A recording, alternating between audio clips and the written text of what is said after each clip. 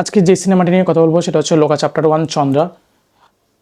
Hello, আমি বাপ্পা বা সিনেমাকে ভালোবাসি তাই সিনেমা নিয়ে কথা বলি। আপনারা দেখছেন বাপ্পা রিভিউ।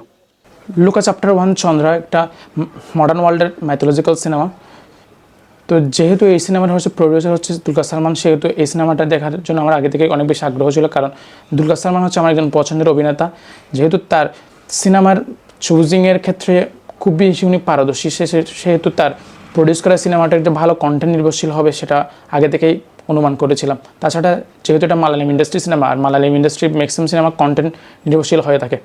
এবার যদি স্টোরি লাইন নিয়ে বলতে চাই, এখানে কল্যাণী হচ্ছেন একজন সুপার হিরো, কিন্তু উনি কীভাবে সুপার হিরো হলেন, কীভাবে তিনি এই শক্তিটা পায় এবং এই শক্তিটা পাওয়ার পরে তার পরিবার, তার সমাজ তাকে কিভাবে দেখে, এবং সে নির্দিষ্ট একটা সময় পর্যন্ত একটা জায়গায় বন্দি ছিলেন, অর্থাৎ উনি সুইডেনে থাকতেন, সুইডেন থেকে উনি ব্যাঙ্গালোরে ব্যাক করেন। কেন ব্যাক করেন এবং তাকে কে অর্ডারগুলো দিচ্ছে এবং তাকে বলা হয় যেন তার হচ্ছে শক্তিগুলো না দেখায়, কিন্তু বারবার তার সামনে অনেকগুলো বিপদ চলে আসে, যার কারণে তার হচ্ছে তার সুপার হিরোজমের বিষয়টা দেখাতে হয়। এবং সেটা জানার পর মানুষজন তার প্রতি কী রিয়েকশন করে এবং তার সাথে কী কী ঘটনা ঘটে সেটা জানতে হলে আপনাদেরকে সিনেমাটি হলে গিয়ে দেখতে হবে। এবার যদি অভিনয় নিয়ে বলতে চাই, শুরুতে বলবো কল্যাণীর কথা। উনি এই সিনেমাটা যে এত সুন্দরভাবে প্রেজেন্ট করেছেন বলার বাইরে। আপনারা যখন সিনেমাটা দেখতে বসবেন তখন মনে হবে কল্যাণীর জন্য আসলে এই ক্যারেক্টারটা লেখা হয়েছে। উনি ছাড়া এই ক্যারেক্টারটা অন্য কেউ হয়তো প্লে করলে এতটা ভালো আসতো না। তার চোখের ভাষা, তার ডায়লগ ডেলিভারি, তার অ্যাকশন, তার ইমোশনাল মুভমেন্ট, তার প্রত্যেকটা সিনে তার লুক অ্যান্ড ফিল্ড আপনাকে যথেষ্ট পরিমাণে ভালো একটা ফিল দেবে। এবার আসি নেলসনের কথায়।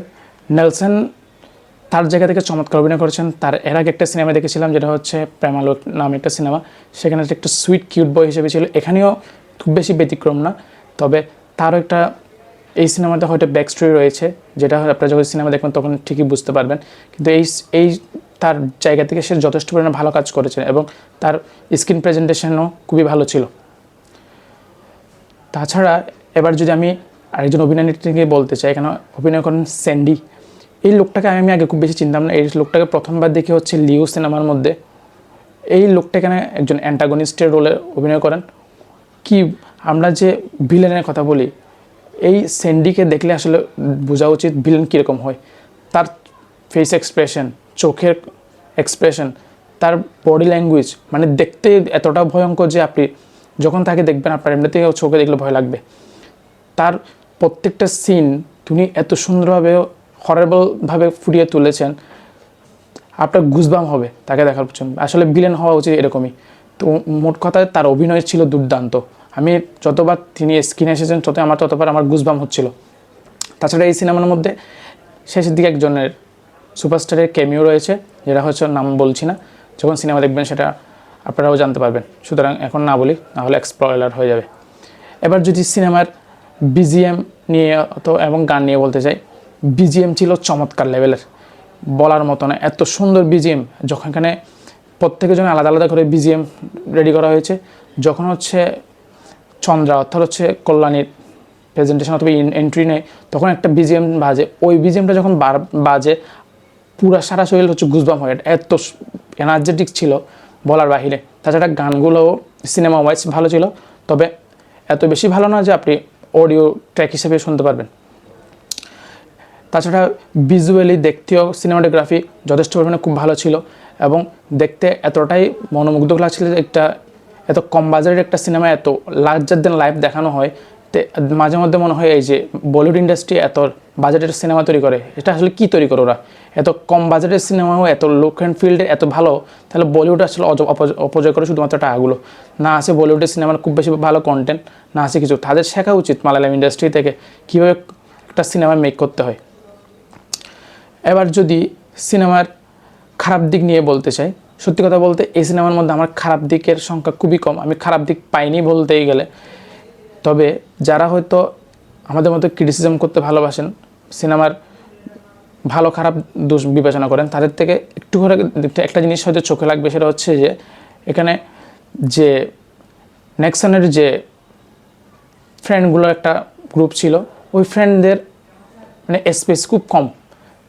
তবে সিনেমাটা দেখার সময় আপনি ওই জিনিসটা খেয়াল করবেন না, কারণ হচ্ছে সিনেমাটা একটা আপনাকে গোট ফিল এবং হচ্ছে একটা মাস মুভমেন্ট ক্রিয়েট করবে, তার জন্য হচ্ছে ওদের জন্য আপনি খারাপ বা ওরা যে স্পেস পায়নি সেটার জন্য আপনার খুব বেশি মন খারাপ হবে না। কিন্তু আমার কেন মন খারাপ হচ্ছে, কারণ হচ্ছে ওদের আগে যদি শুরুতে স্পেস যেহেতু দেয় নাই, ঠিক আছে, কিন্তু লাস্টের দিকে ক্লাইম্যাক্সের সময় একজন ফ্রেন্ডের একটা কাজের কথা যেটা না বলি, ওখানে একটা ওনার একটা নিজের একটা হচ্ছে আউটপুট আছে, যেটা কারণে মনে হয় যে হয়তো তাদের আরেকটু যদি এস্টাবলিশড করা হতো তাহলে আরেকটু ভালো হতো।